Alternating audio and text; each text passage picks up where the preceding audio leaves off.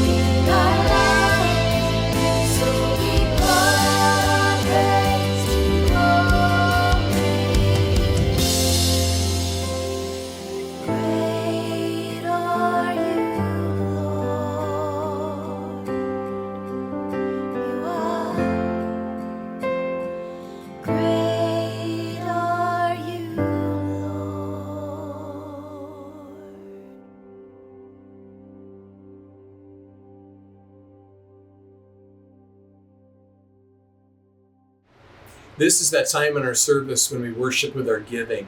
If you're just checking us out today, please don't feel obligated to participate. But if Sola Church is your church home, or these online services have been a blessing to you, it's super easy to make a one-time tax-deductible donation or even to schedule a recurring gift. The easiest way is to scan the QR code on your screen. But you can always go to solachurch.life and click the tab at the top that says Give. So just a reminder, next week is Sunday Fun Day. That's the week we have a picnic after church there at Joslyn Park. So if you are in or near Santa Monica, we want to invite you to join us in person on Sunday, August 18th. After the service, we'll tear everything down and load out of the facility. But then right there at Joslyn Park, we're going to have music and games, and people will bring ice chests with their lunch. And it's just going to be a good time to connect, spend some time together. So join us. Let's get into our time of teaching.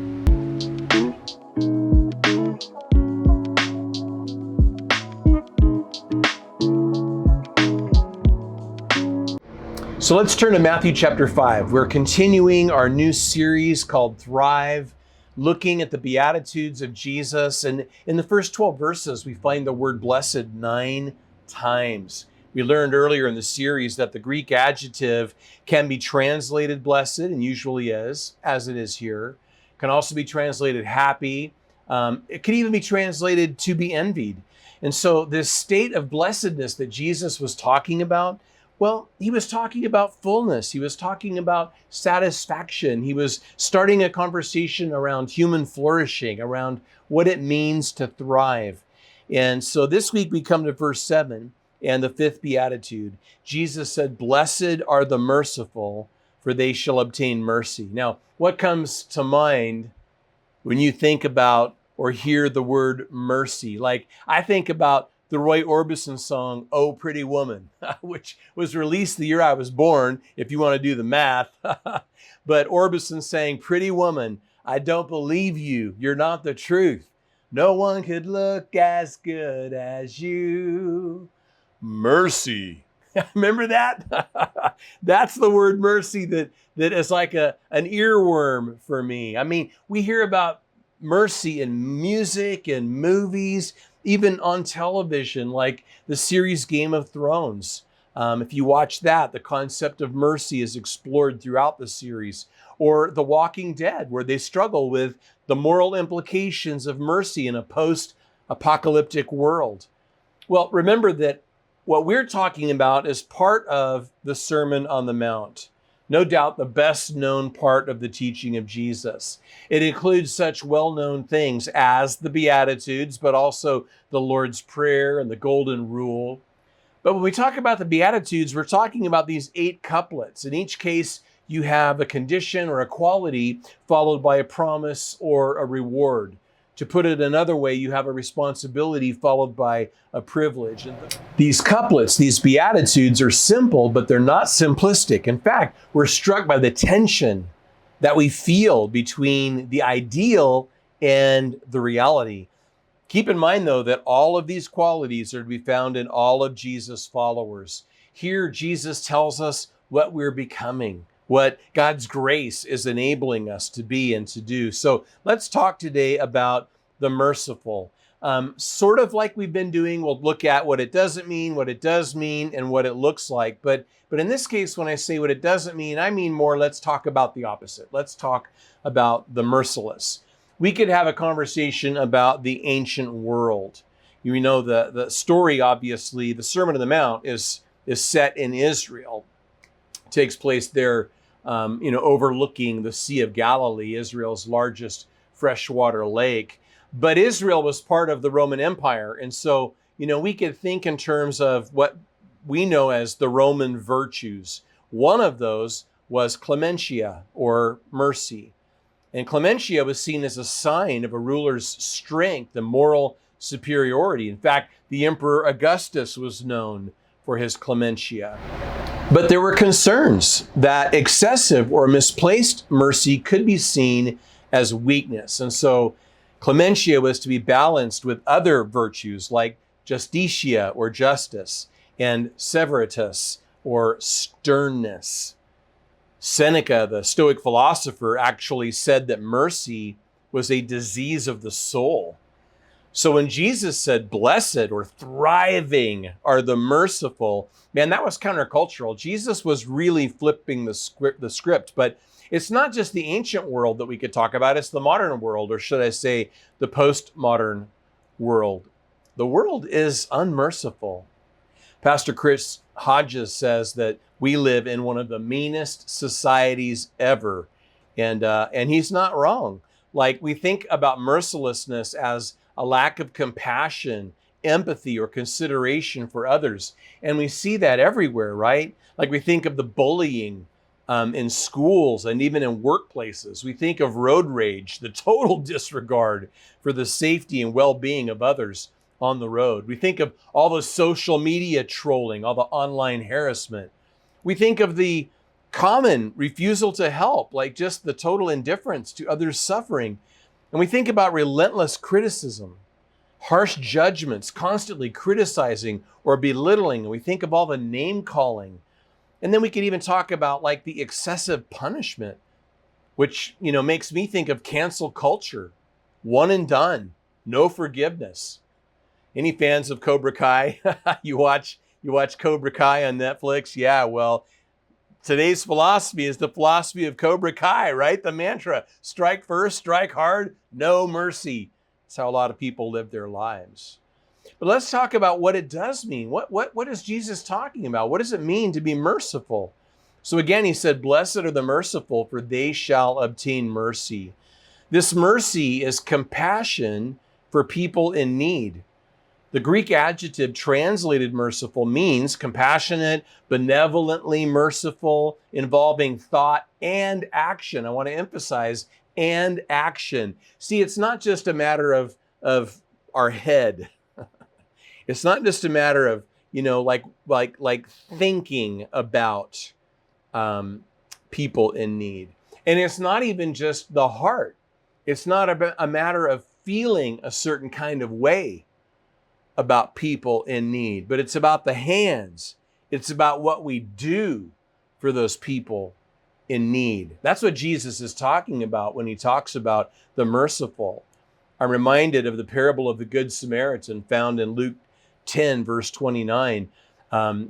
Jesus is having a conversation and he's talking about the need to love God and to love, neighbors, the great commandment. And so this man says to Jesus, it's sort of a way of pushing back. He says, and who is my neighbor? And so Jesus tells this story about a man who was physically assaulted and robbed on his way to Jericho. And first a priest passes him and sees him, but doesn't do anything to help him. And then a Levite, another religious worker of sorts, sees him and did nothing to help him. But then we have a Samaritan man, a man who would have been despised. The Samaritans were despised by the Jews. And this Samaritan man actually stops and helps him and makes sure before leaving him that his needs are going to be met. And so Jesus says in verses 36 and 37, so which of these three do you think was neighbor to him who fell among the thieves? And the man said, he who showed mercy on him. Then Jesus said to him, go and do likewise. So what we see is that mercy isn't just something that we feel, it's something that we do. The priest and the Levite, their head was in the game. They saw the man. Their heart may or may not have been in the game. If they did feel a certain kind of way about, his plight, they did nothing about it. Only the Samaritan did something with his hands, like acted, did something to help. So we could say this, we could say that, mercy isn't just something that we feel, it's something that we do. Mercy puts emotion in motion. And so again, emotion without motion isn't mercy. You can feel a certain kind of way about the needs of people, but if you don't do anything, that's not mercy. And we could maybe even say that the reverse is true, that motion without emotion isn't mercy either. Sometimes we might do something to help someone, but we may not feel anything for them at all. I think mercy in the sense that Jesus is talking about has both. When you have emotion plus motion, yeah, you've got mercy. So not just the heart, but the heart and the hands. Jesus, of course, is our example in this, as in all things. Mercy is, of course, an attribute of God, and that explains a lot of things. I mean, that's why things are the way they are. I mean, sometimes people will say, if there is a God, how could he let this go on and that go on? Well, justice would have him put a stop to all of it right here and right now. But in mercy, he's giving people time to turn to him. In Exodus 34, verses 6 and 7, when God reveals himself in a fresh way to Moses, Moses has asked to see God, and God's like, yeah, that's not going to happen. Like you couldn't physically survive seeing me in my true essence. And so, Moses is in this, what's called the cleft of the rock, and God lets Moses just sort of see a glimpse of God's back as he's moving away, kind of a thing. That's the way it's described for us in obviously very human terms. But as a part of that revelation to Moses, God says that he is merciful and gracious. He adds to that, keeping mercy for thousands. So this is an attribute of God, and we see it modeled so beautifully by Jesus. I mean, you want to talk about putting emotion in motion. Jesus showed mercy to the sick. He didn't just feel sorry for them, but he healed them. Jesus showed mercy to the sorrowful. He didn't just feel sorry for them, but he comforted them. Jesus showed mercy to the sinful. Yeah, that's all of us, right? He didn't just feel sorry for them, but he forgave them. Jesus spoke to people that others wouldn't even speak to, and he touched people that others wouldn't even touch. On one occasion, some of the religious leaders saw Jesus sitting around a table with people they didn't approve of. Imagine that. People that religious folk don't approve of, around a table, around Jesus' table. Imagine that. And so, they criticized Jesus. And what Jesus said is recorded in Matthew 9, beginning in verse 12, is those who are well have no need of a physician, but those who are sick. And then listen to what he says to those religious leaders. He says, go and learn what this means. I desire mercy and not sacrifice. He was quoting Hosea 6, verse 6, but showing us how he was acting in a way that was merciful, and they were not. So we see it in Jesus' life, but you know what? The truth is we see it in death as well as in life. When Jesus was hanging on the cross, he spoke 7 different times. And the first time he spoke, the first words out of his mouth after he'd been betrayed, after he'd been denied, after he'd been beaten, after he'd been crucified, as he's hanging there on the cross, publicly humiliated and suffering, his first words were, Father, forgive them, for they do not know what they do. In other words, don't give them what they deserve. Withhold judgment. That's mercy. In Hebrews 2, verse 17, no wonder Jesus is called a merciful and faithful high priest. He's so merciful to you and to me. We need to remind ourselves of that, like every day. In Lamentations 2, beginning in verse 22, and in this case, I'm reading from the ESV, the English Standard Version. It says, the steadfast love of the Lord never ceases. His mercies never come to an end. They are new every morning. And if his mercies are new every morning, then we need to remind ourselves every morning about the mercy of God that we've received, you and me. So let's talk about what this looks like. Like, what are we going to do with this? How might we apply this to our lives? Well, for one thing, we could talk about mercy for those with physical needs. I think, for example, of the homeless and the hungry. I mean, living here in Santa Monica, that's something that on the west side we're confronted with every single day. And maybe you are where you live too, but we see that and naturally we think, well, what can I do? I'm just one person. I saw a John Maxwell quote this week. He said, we should never let what we cannot do keep us from doing what we can do. I love that. So what can we do? How can we put emotion in motion? Well, think about the homeless. I mean, I heard this on TV earlier today and Googled it, and it's true. that approximately 1/3 of the homeless population of the United States is located in California. And we've talked about this before. We've talked about it recently. Most of those people aren't from California. They come here from all over the country. And for one reason, because in the heat of summer, where would you rather be? in the cold of winter, where would you rather be? Like, we have such a mild climate, comparatively speaking. So we've got a lot of homeless people. Again, 1 in 3 of the homeless people in the entire country are here in the state of California. A whole bunch of those on the west side of LA. What can we do about that? Like, that's overwhelming, right? Like, we can't fix that. We can't help all of those people, but we can help the people that God puts right in front of us. One of the things that's been kind of unique since we launched our church has been, we meet in the Auditorium at a city park. And there are homeless people that frequently come around. So it's not unusual for us to have a homeless person stay for a service just because of their presence in and around the park. And we've had an opportunity to minister to many of them and to help them with some of their needs. The opportunity to take homeless people to lunch or to give them lunch money. The opportunity to give homeless people batteries. We've got batteries on site. It's part of what we load in and load out every week for all the devices that we're using to make church happen.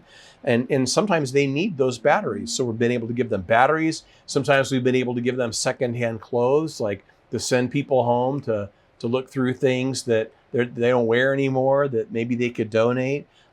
We had an opportunity during this last rainy season to buy a brand new waterproof jacket for a homeless man that was attending our church while he was in the area. And so what a blessing. But what about at home? By which I just mean, like, what could we do as individuals? Again, most of us can't do a whole lot to fix the problem of homelessness. Like, our government can't fix it. What are we going to do? But you never know who you can help.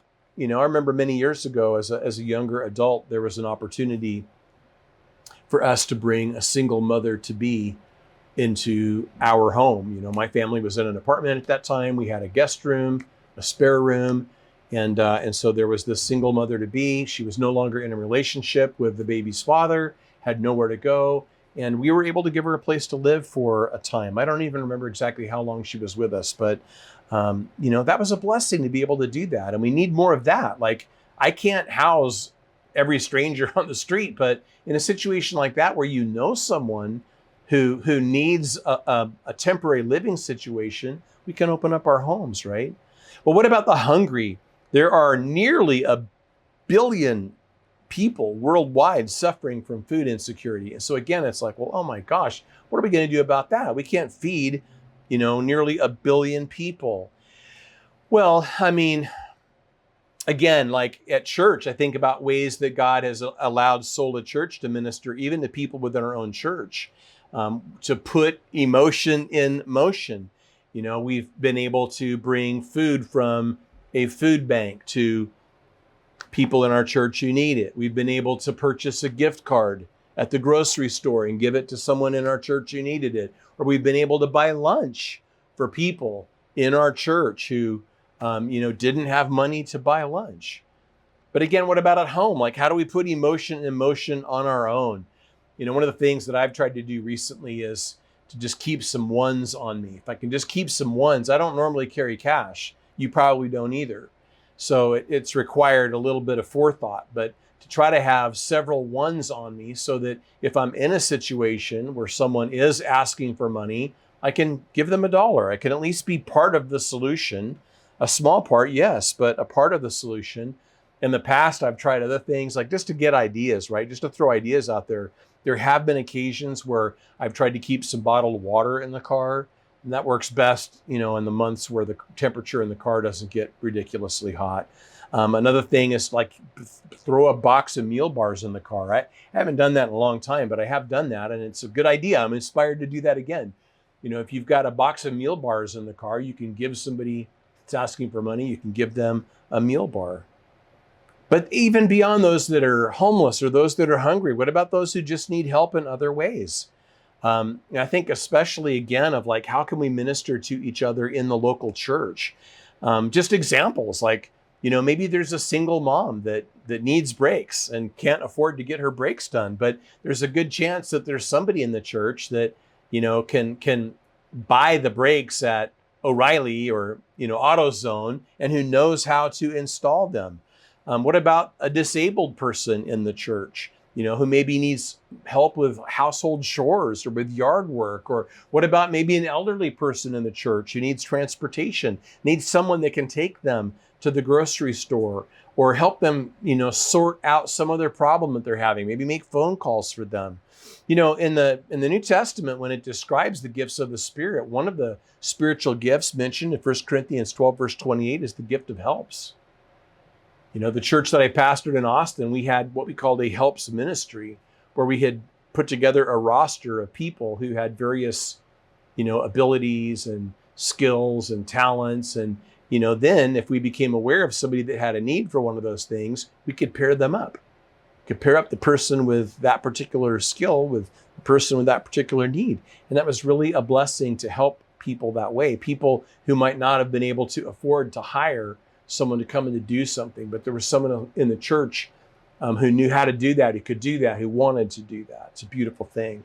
So we talked a little bit about like mercy for those with physical needs, but what about mercy for those with emotional needs? I mean, we think about the abandoned, we think about the abused, we think about the bereaved, the divorced, the hurting. I mean, I'm not going to take a show of hands Sunday in person at Sola Church, because I know that every hand would go up. Like we're all in that list of things that I just read.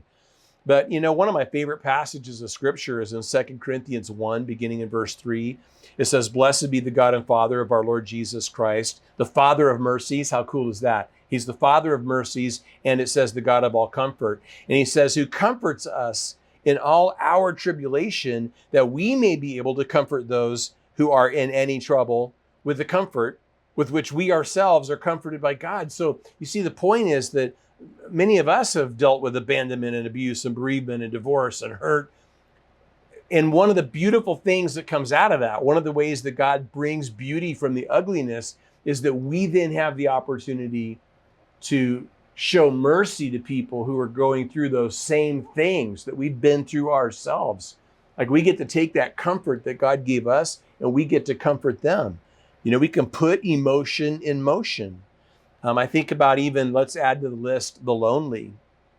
That this is the time of year when there is the highest volume of moving activity, whatever community you're in, the highest volume of moving activity. June is the peak month, but the moving season generally spans late spring through summer, like increased activity from May through September. And so right now it's early August. School hasn't started yet. We're still kind of in that peak season. And we actually have a new neighbor. They've been moving in over the last several days. We haven't had a chance to meet them yet. But one of the ways we can put emotion into motion is to meet them and to greet them and to welcome them and to offer to help them if there's a way that we can.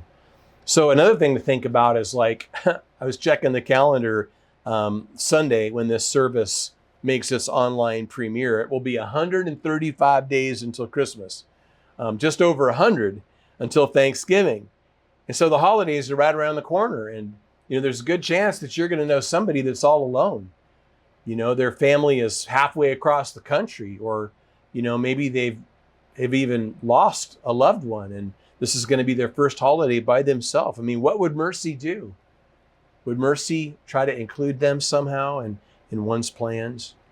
Well, we've talked about those with physical needs and those with emotional needs, but let's not leave out those with spiritual needs. It's interesting that we're talking about this Greek adjective translated merciful, but the verb, which Jesus uses in the second part of the couplet, but the verb means to show mercy, to show compassion, to, get this part, to extend help for the consequence of sin. And so in this respect, we could compare and contrast mercy and grace. We've done that before, but I want to look at it in a very particular way. You could read some scholarly works that would kind of more at a lexicon type level compare and contrast the two. But in this case, the thing we want to emphasize is that while grace deals with like the guilt of sin itself, mercy deals with the consequences of it. It seeks to alleviate those, seeks to help in the midst of those. So this is where, whereas we might have a tendency to sort of emphasize the justice side, to be judgy, to make judgments. The idea here is that even if in our minds they deserve their suffering, even if in our minds they don't deserve our help because they did this or they did that or they didn't do this or that we have an opportunity to show mercy, to show compassion, to extend help. I've made the point several times in recent months that you can learn a lot about a church by the way they respond to fallen people, how they respond to people in the church that mess up, that make mistakes, that fail, that fall, that falter. Now, although this isn't necessarily easy to do because we struggle to do it, it's easy compared to what I'm about to say, and that is to extend mercy to those who have hurt us. So we're still talking here about, kind of dealing with the consequences of sin, but it's pretty hard when we ourselves are the victim of that sin. It's significantly more difficult. When we show mercy to those with physical needs, that's a feel-good kind of thing, right? When we show mercy to those with emotional needs, that's a feel-good kind of a thing. When we show mercy to people with spiritual needs, that's still a feel-good kind of a thing. But this, man, we don't want to show mercy to people who've sinned against us. We want justice. And in that sense, justice would be if they get what they deserve. And that's how we feel, right? Like, well, they deserve this and they deserve that and they deserve to be miserable and they deserve to be miserable for the rest of their natural life. Well, maybe we're right. Maybe they do. But mercy won't give them or even wish on them what they may deserve. So we're talking about forgiveness. Now, don't get me wrong, Jesus didn't sweep sin under the rug. And we can't either. We could have a whole nother conversation about how weird it is that some people will hear a message like this and the way they apply it will be to show lots of mercy to perpetrators, and they'll still not be able to find it in their heart to show any mercy at all to victims. Like, that's a problem. That's a thing in the church, and that's a problem. Something, as I said, for another message. Jesus didn't just sweep sin under the rug. There was accountability for things. But I'm talking here about, where we have a personal grievance against someone else. And for us to forgive them, it doesn't mean that what they did wasn't wrong. It doesn't mean that what they did didn't hurt. It doesn't even mean that we're going to reconcile with them. As I've talked about before, reconciliation isn't always possible, but even when it is possible, it isn't always desirable. What I'm talking about is forgiving someone in the sense of just letting go, letting go of the sense that they owe us, tearing up the IOU before it tears us up. And I think of what we know as the parable of the unforgiving servant. It's found later in Matthew 18. Jesus tells a story, and I'm just going to summarize it, about a man who owed this enormous amount of money that he could never repay. Like, there was no way that he could ever repay it. And so the king forgives him. And he goes right out and finds a guy that owes him a relatively small amount, an amount that was doable, it was payable. Over time, the person might figure out a way to make it right. But he goes out and finds him, and the guy can't pay it right then and right there. And so he has that guy thrown into prison. And the king finds out, and the king is like, "You've got to be kidding me.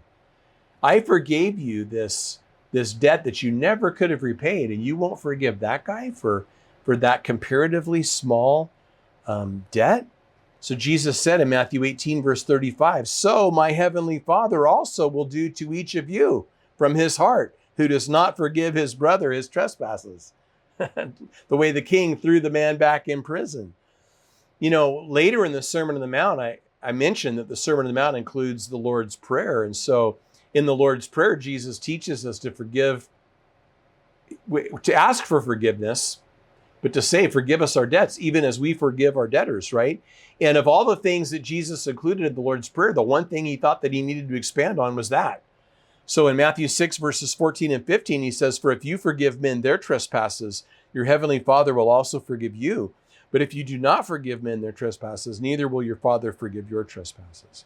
So it's not that we earn God's forgiveness. You can't earn grace. You can't earn mercy. Like by definition, those things are unearned. But here's the truth about it. Forgiven people forgive people. It's what they do. It's who they are. And if we can't or won't forgive other people, it calls into question whether we ourselves have been forgiven. And so look at the couplet, the second part of this beatitude in verse 7, blessed are the merciful, for they shall obtain mercy. Again, I want to emphasize the flow of these beatitudes. First, we have the poor in spirit. So there's self-awareness. We realize that we have sinned, that we fall short. And then those who mourn, we sit with that. We feel a certain kind of way about that. And then the meek. We're going to be meek when we realize that we're not all that Jesus is the only hero in this story, that we're not any better than anybody else. And then those who hunger and thirst for righteousness. Now, having deconstructed our lives like that, now we can begin to reconstruct. What are we going to build in the place of all that brokenness? And we're going to build this life that's Christ-like, that's like Jesus. And so now we have the merciful. How can we be anything but merciful to other people when God has been that merciful to us? John Stott says that to be meek is to acknowledge to others that we are sinners, and to be merciful is to have compassion on others, for they are sinners too. In James 2, verse 13, there's a verse that says, for judgment is without mercy to one who has shown no mercy. Then he adds, mercy triumphs over judgment. In our lives, it would be far better to err on the side of mercy than to err on the side of justice. If we're going to err in terms of some kind of balance between justice and mercy, if we're going to err, let it not be that we err on the side of justice. Let it be that we err on the side of mercy. I know that in our life review, we're gonna, in hindsight, think, yeah, you know what? I'd far rather be on the mercy side of that equation. C.S. Lewis said to be a Christian means to forgive the inexcusable because God has forgiven the inexcusable in me. As I reflected on that this week, I found myself just wondering why it is. I've observed it, you have too. Why is it that some people who've received mercy aren't merciful? I've seen instances where someone who received so much mercy turns around and is so unmerciful to others. Talk about shooting yourself in the foot. Talk about cutting off your nose to spite your face. Talk about sawing off the branch that you're sitting on, right? To use some well-known idioms. But this is a reminder that the Beatitudes aren't ultimately for the receiver, they're for the giver. So let's be merciful to others as a way of showing mercy to ourselves. Earlier, we quoted Lamentations 2, 22 and 23, where it says that his mercies never come to an end. They are new every morning. And so, his mercies are new this morning. That's true. But his mercies are new tomorrow morning. That's true. But his mercies are new every morning. And so let us be mercy dealers. Let us be out there pushing mercy, receiving it and giving it, and receiving it and giving it, and receiving it and giving it. Father, thank you for your mercy in our lives. May we find it in our hearts to be merciful this week and going forward to the people around us. May we show mercy to those in need, to those who are suffering, whether it's physically or emotionally or spiritually, or even to those who have hurt us. Help us to forgive. Help us to let go. Help us to move on. God, we want to thrive, and we can't do that as long as we withhold mercy. So may we be the merciful. In the name of your Son, Jesus, we pray. Amen. And now it's time to fill out a Connect card. Yeah, just go to our website, solachurch.life, and scroll to the bottom of the homepage. If you're joining us for the first time, that's where you can let us know that you were here. We want to know you. Also, it's where you can request information about our virtual small groups. And don't forget, go and follow Sola Church on social media. Right? At Sola Church LA on all your favorite apps. And we hope that everyone has a great week. And we will see you next time at Sola Church Online. Bye, everybody.